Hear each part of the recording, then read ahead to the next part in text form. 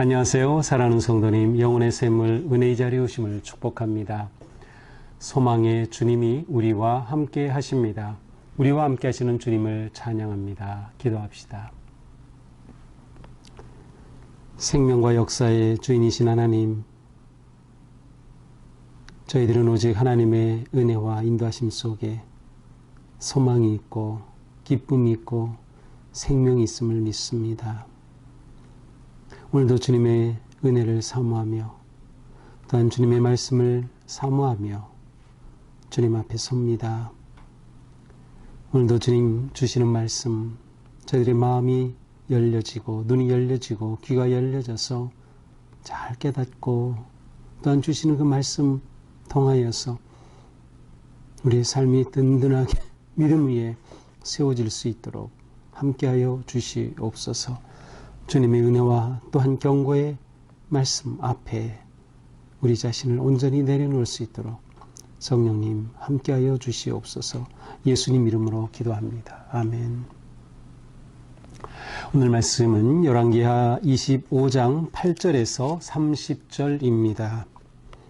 바벨론 왕 느부갓네살의 19째 해 5월 7일에 바벨론 왕의 신복 시위대장 느부사라단이 예루살렘에 이르러 여호와의 성전과 왕궁을 불사르고 예루살렘의 모든 집을 귀인의 집까지 불살랐으며 시위대장에게 속한 갈대아 온 군대가 예루살렘 주위의 성벽을 헐었으며 성중에 남아있는 백성과 바벨론 왕에게 항복한 자들과 무리 중 남은 자는 시위대장 느부사라단이 모두 사로잡아가고 시위대장이 그 땅에 비천한 자를 남겨두어 포도원을 다스리는 자와 농부가 되게 하였더라.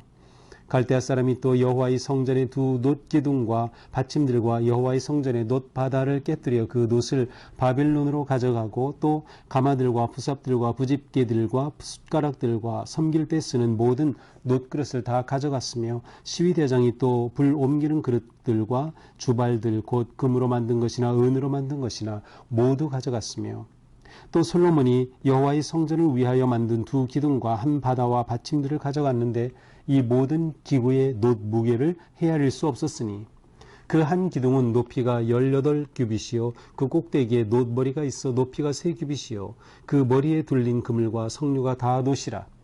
다른 기둥의 장식과 그물도 이와 같았더라. 시위대장이 대제사장 스라야와 부제사장 스바냐와 성전문지기 3사람을 사로잡고 또 성중에서 사람을 사로잡았으니 곧 군사를 거느린 내시 한 사람과 또 성중에서 만난 바 왕의 시종 5사람과 백성을 징집하는 장관의 서기관 한 사람과 성중에서 만난 바 백성 60명이라. 시대장 느부사라단이 그들을 사로잡아 가지고 림나 바벨론 왕에게 나아가매 바벨론 왕이 하맛 땅 림나에서 다 쳐 죽였더라. 이와 같이 유다가 사로잡혀 본토에서 떠났더라. 유다 땅에 머물러 있는 백성은 곧 바벨론 왕 느부갓네살이 남긴 자라. 왕이 사반의 손자 아히감의 아들 그달랴가 관할하게 하였더라. 모든 군대 지휘관과 그를 따르는 자가 바벨론 왕이 그달랴를 지도자로 삼았다 함을 듣고 이에 느다니아의 아들 이스마엘과 가레아의 아들 요하난과 느도바 사람 단후메스의 아들 스라야와 마아가가 사람의 아들 야사니아와 그를 따르는 사람이 모두 미스바로 가서 그달랴에게 나아가매 그달랴가 그들과 그를 따르는 군사들에게 맹세하여 이르되 너희는 갈대아인을 섬기기를 두려워하지 말고 이 땅에 살며 바벨론 왕을 섬기라. 그리하면 너희가 평안하리라 하니라. 7월에 왕족 엘리사마의 손자 느다니아의 아들 이스마엘이 부하 10명을 거느리고 와서 그달랴를 쳐서 죽이고 또 그와 함께 미스바에 있는 유다 사람과 갈대아 사람을 죽인지라. 노소를 막론하고 백성과 군대 장관들이 다 일어나서 애굽으로 갔으니 이는 갈대아 사람을 두려워함이었더라. 유다의 왕 여호야긴이 사로잡혀간 지 37년 곧 바벨론의 왕 에윌무로닥이 즉위한 원년 12월 그달 27일에 유다의 왕 여호야긴을 옥에서 내놓아 그 머리를 들게 하고 그에게 좋게 말하고 그 지위를 바벨론에 그와 함께는 모든 왕의 지위보다 높이고 그 죄수의 의복을 벗게 하고 그의 일평생에 항상 왕의 앞에서 양식을 먹게 하였고 그가 쓸 것은 날마다 왕에게서 받는 양이 있어서 종신토록 끊이지 아니하였더라. 아멘. 자, 오늘 본문은 열왕기하의 마지막입니다. 어제 본문에서 유다는 멸망했습니다. 예루살렘이 완전히 멸망하고 왕은 두 눈이 뽑히고 포로로 끌려갔습니다. 이렇게 비참하게 유다가 멸망한, 예루살렘이 멸망한 후 한 달쯤 되었을 때 바벨론이 어떻게 예루살렘, 특별히 성전을 회파하였는가 하는 내용이 바로 오늘 내용입니다. 8절에 보니까 느부갓네살의 19째 달 5월이라고 되어 있어요. 이때는 예루살렘이 멸망한 지 한 달 됐을 때 5월이라고 이게 나와 있기 때문에 계산할 수가 있는 거죠. 바벨론의 왕의 신복 시대장인 느부사라단이 예루살렘에 와서 성전과 왕궁을 불살랐습니다. 그 성전이 불에 탄 겁니다. 솔로몬 왕 11년에 완공하였던 주전 957년 혹은 959년에 완공되었던 이 성전이 불에 탄 겁니다.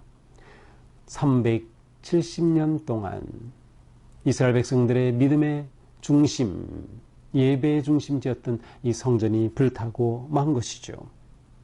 이와 함께 왕궁도 다 불에 타게 됩니다. 더 나아가서 예루살렘에 있던 모든 귀인의 집, 큰 집들까지 다 불타고 말았습니다.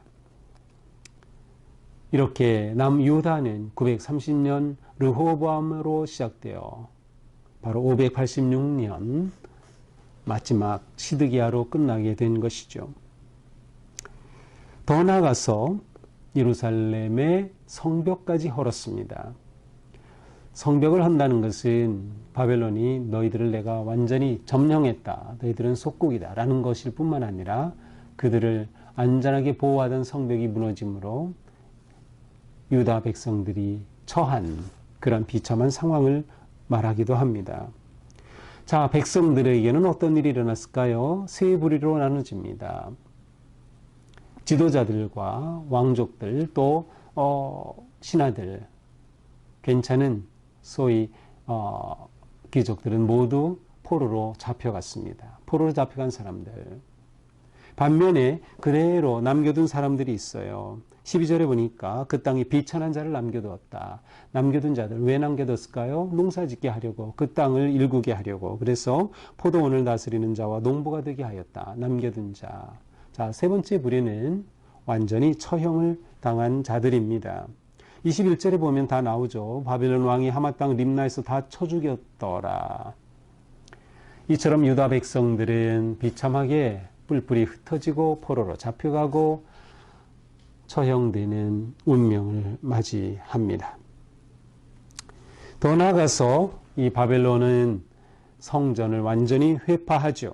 그냥 불살랐을 뿐만 아니라 그 안에 있던 모든 기물들이 있었죠. 두 놋기둥, 받침, 성전의 놋바닥을 깨뜨리고 그 놋을 바벨론으로 다 가져가는 겁니다. 또 제사하는 데 사용하였던, 번제하는 데 사용했던 가마, 부사, 부집개, 숟가락, 또 모든 놋그릇 다 가져갔습니다. 주발, 금, 은으로 만든 모든 기명들을 다 가지고 갔어요. 그 무게를 헤아릴 수가 없었다. 이제 에스라서 1장 7절부터 11절에 보면 여기에는 이제 이렇게 기물을 다 약탈해 갔죠. 약탈해 갔지만 이스라엘 백성들의 1차 귀환시, 이때는 또 세월이 바뀌어서 페르시아가 바사 제국이 생기고 1차 귀환할 때에 이렇게 가지고 갔던 기명들을 반환하게 되는데 무려 그 기명이 5,400개가 넘는 것을 볼 수 있어요. 그러니까 완전히 싹쓸이 해간 것이죠. 하나님을 예배하는 데 섬기던 거룩한 성물들이 약탈물로 전락되고 말았음을 보게 됩니다. 거기에 남아있던 모든 것들은 다 회파되고 쓸만한 것들은 다 바벨론으로 가지고 간 것이죠.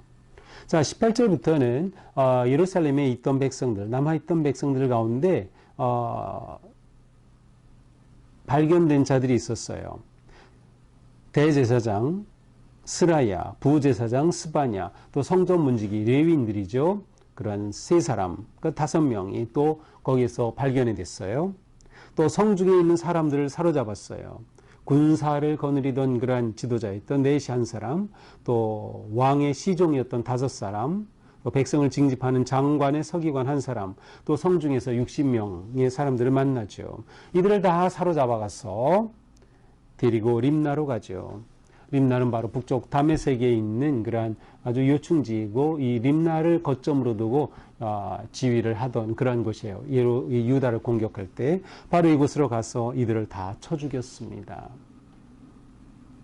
그러면서 21절 유다가 사로잡혀 본토에서 떠났더라. 자, 유다 나라를 사람으로 비유하면서 유다가 사로잡혀 본토에서 떠났다. 본토, 하나님이 주신 언약의 땅, 약속의 땅에서 이처럼 다 뽑히고 떠나게 되었어요. 그야말로 완전한 하나님의 심판이 임한 것이죠. 자, 바벨론은 이렇게 유다의 모든 것들을 다 회파하고 나서 그래도 유다 땅 남아있는 자들을 다스려야 되기 때문에 이 땅에 머물러 있는 백성들 중에 아히감의 아들인 그달랴를 총독으로 세웠습니다. 이 그달랴에 관한 이야기는 우리가 바로 8월에 예레미야를 봤어요. 40장부터 44장까지 오늘의 본문 또 어제 본문의 이야기가 자세히 나와요. 거기 보면 실제로 이제 아히감이 나오죠. 이 아히감과 그의 아들인 그달랴는 예레미야와 아주 가깝게 지냈고요. 예레미야와 한마음이었던 사람들이에요. 좋은 사람들이에요. 그래서 예레미야를 위기에서 구해주기도 했죠. 이 그달랴의 아히감이 예레미야를 구해주기도 했던 사건이 있었어요. 자, 이렇게 유다를 관할하는 그런 총독으로 세웠다. 자, 이 말을 왕족들이 듣게 됐어요. 남아있는 왕족들. 뭐야? 저 사람이 어떻게 총독이 돼? 왕은 아닙니다. 바벨론에 의해서 총독으로 세워진 거죠. 그래서 이 왕족들 가운데 이스마엘을 중심으로 해서 이 그달랴를 완전히 암살하려는 계획을 세웁니다. 근데 이런 계획이 바로 그달랴에게 전해졌어요. 당신을 암살하려고 하는데, 그런데 그달랴가 그걸 무시를 했어요. 그래서 결국 왕족이었던 엘리사마의 손자 느다냐의 아들 이스마엘과 부하 10명이 와서 그달랴를 암살하고 맙니다. 참으로 안타깝게 된 일이죠. 그러나 그들이 이렇게 그달랴를 암살했다고 해서 그 지역을, 유다를, 남아있는 자들을 통치할 수 있게 된 것은 아니죠. 가만히 있겠어요, 바벨론이? 결국 그들은 도망가 버리게 되었고, 이렇게 백성들을 구출한 요하난과 군대 장관들이 있었는데, 자, 이들이 난감해졌어요. 이렇게 바벨론이 세운 총독을 죽였으니 이거 바벨론이 가만히 있지 않겠구나. 그래서 이들은 이집트로 가게 된 것입니다. 그것이 바로 26절이에요. 백성과 군대 장관들이 다 일어나 애굽으로 갔으니 갈대아 사람을 두려워함이었더라. 바벨론이 와서 어떻게 할지 모르기 때문에 이집트로 가버린 것이죠. 사실 이때 예레미야는 이집트로 가지 마십시오라고 반대했어요. 우리는 여기 있어야 됩니다. 바벨론을 따라야 합니다. 라고 했지만 예레미야의 말을 듣지 않고 그들은 이집트로 다 도망하고 말았던 것이죠. 자, 27절은 좀 시간이 지난 후의 일입니다. 유다 왕이 여호야긴이 사로잡혀간 지 37년. 자, 여호야긴은 바빌론에 사로잡혀갔고요. 또 시드기야는 어떻게 됐어요? 두 눈이 뽑혀서 비참하게 끌려갔죠. 자, 그런데 잡혀간 지 37년에, 이때는 주전 561년입니다. 이때 바빌론의 왕인 에윌 무로닥이 즉위한 원년 12월 그달 27일에 즉위한 그 해에 이 마음이 바뀐 겁니다. 아버지와는 달리 새로 왕이 즉위한 에윌 무로닥이 마음이 바뀌어서 이 여호야긴을 아주 잘 대접해 줬어요. 그래서 옥에서 꺼내고 그에게 옷도 죄수가 아니라 좋은 옷으로 입히고 또 끌려온 모든 다른 나라의 왕들 가운데서 바로 이 여호야긴을 가장 높이 그렇게 해주고 또 친절하게 대해주었어요. 그러면서 평생 죽을 때까지 왕 앞에서 같이 식사를 하고 또 필요한 것들을 생계비를 다 공급해주는 그러한 혜택을 받게 됐어요. 자, 이것이 왜 중요하냐? 열왕기를 끝내면서 유다가 멸망한 것으로 끝나지 않고 왜 이 사실을 기록했을까? 바로 이 여호야긴 왕의 손자가 스룹바벨입니다. 스룹바벨은 나중에 이스라엘이 귀환하게 될 때에 무너진 솔로몬의 성전을 다시금 세울 수 있는 기회가 와요. 그때 이 모든 것들을 주관했던 총독이 바로 스룹바벨이에요. 그러니까 스룹바벨은 여호야긴의 손자이니까 왕족인죠. 다윗의 혈통인 겁니다. 이것이 중요해요. 다윗의 혈통이 살아남은 겁니다. 자, 이 모든 것을 보면 이것이 하나님의 인도하심이다라고 볼 수밖에 없어요. 유다가 멸망한 것도 하나님의 심판이었지만 그 가운데서도 하나님께서는 다윗의 씨를 살리셔서 이처럼 역사하시는 것을 우리는 보게 되기 때문이죠. 다윗의 혈통이 살아남은 겁니다. 예루살렘의 성전이 3번 세워지죠. 첫 번째는 솔로몬, 두 번째는 바로 이 스룹바벨 성전이라고 불려요. 마지막은 예수님 당시에 헤롯 왕이 세웠던 헤롯 성전이죠. 자, 이 스룹바벨이라는 이름은 이제 마태복음에 가서 보면 예수님의 족보가 쭉 나오죠. 거기에 딱 나와요. 마태복음 1장 12절부터 보면 스룹바벨 이름이 딱 나옵니다. 이렇게 하나님께서는 스룹바벨의 그 다윗의 혈통을 통하여서 예수 그리스도가 태어나는 이 놀라운 계획을 하고 계셨던 거죠. 심판하고 멸망케 하셨지만 그 가운데서도 하나님의 은혜의 소망이 마지막으로 기록되어 있는 것입니다. 그러니 이 열왕기하를 읽는 독자들은 야, 여기에 뭔가 희망이 있구나. 비록 유다가 완전히 멸망했지만 포로된 중에 이렇게 회복되는 소망이 있구나. 실제로 예레미야에서는 너희가 70년 만에 돌아올 것이다 라고 하는 그런 회복의 메시지도 선포되었거든요. 그런데 그 메시지 앞에 순종하지 않았던 것이죠. 오늘의 본문은 이렇게 절망과 슬픔 가운데서도 소망의 은혜의 메시지가 싹을 틔우고 있는 것을 보게 됩니다. 자, 우리는 오늘 본문을 보면서 성전의 파괴에 아주 가슴 아픈 모습을 보게 됩니다. 성전이 파괴됐다는 것은 하나님이 떠나셨다는 거예요. 성전은 하나님이 계시기 때문에 성전인 거죠. 그리고 그곳에서 예배하고 제사하게 되어 있었어요. 그러나 성전이 파괴되고 하나님이 떠나신 거죠. 왜 떠났을까요? 그들이 하나님을 떠났기 때문에 하나님이 떠나신 것이죠. 그들에게 성전이 있다고 하는 것 자체가 그들을 보호해주지 못했어요. 성전 자체가 아니라 중요한 것은 그 성전에서 예배하는 백성들의 마음, 백성들의 신앙이 중요한 거죠. 우리도 마찬가지죠. 아름다운 건물이 있다고 해서 우리는 저절로 하나님께서 우리를 지키시고 보호해 주신다? 아니에요. 거기에서 우리가 어떤 마음으로 살아가고 어떤 마음으로 예배하며 어떠한 삶을 사느냐라고 하는 것이 중요하죠. 그것이 성전을 성전되게 하는 그러한 하나님의 기대하시는 모습이기 때문입니다. 또한 성전의 파괴는 하나님의 언약이 깨진 것을 말합니다. 왜 깨졌어요? 백성들이 깨뜨렸기 때문에. 하나님이 먼저 깨신 것이 아니에요. 하나님은 언약을 맺으셔서 오히려 복을 주시기로 했어요. 그러나 그들이 하나님을 버릴 때 이렇게 언약은 파괴되었죠. 예배는 중단되고 말았습니다.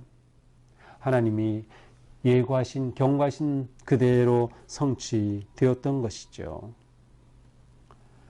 끝까지 그들에게는 기회가 있었지만 결국은 멸망하고 말았어요.